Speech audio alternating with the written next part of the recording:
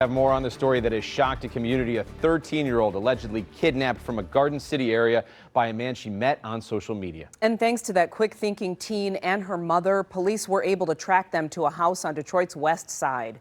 And that's when the suspect reportedly shot and injured himself.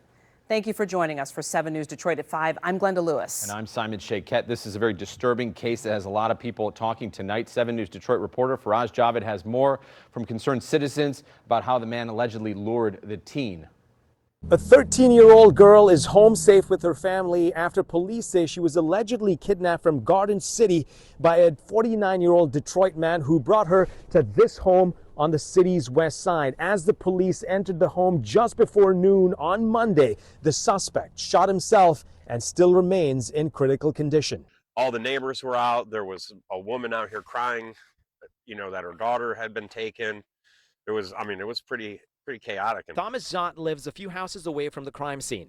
There's a lot of families around here. There's a lot of kids around here. I knocked on the door to speak to someone at the home where the police were seen investigating the incident on Monday, but no one answered. I spoke to other neighbors, including Clarence Perry, and they all shared concerns. As a parent, what are some of the questions that are going through your mind as of right now?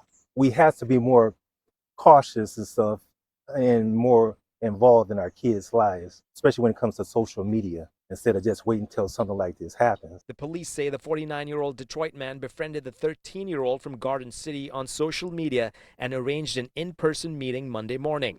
The suspect picked up the child and brought her to the Penrod home located on Detroit's west side. Once there, the teen informed her mother, who around 11 a.m. alerted the Detroit Police Department. Just before noon, officers made contact with the suspect, who then fled into a back room of the house and shot himself. As a parent, it's horrifying that these things happen, but at the same time, I'm very sympathetic to parents because it's so difficult to monitor all this stuff. Besides being a mom of 3 daughters, Stephanie Preston is also a professor of psychology at the University of Michigan. What kind of conversations do you think parents and kids should have? I think a lot of times people avoid talking about things that are uncomfortable or difficult or involve, sexual themes, but you kind of have to just get into it, because only then are they going to really let you in on something like this going on in their life. What can parents do to better educate their kids or perhaps educate themselves? One, to talk about the specific ways in which people are being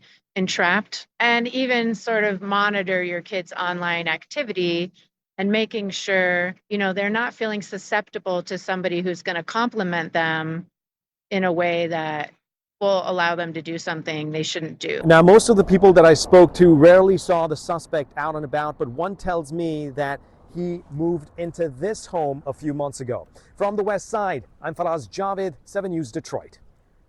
Faraz, thank you.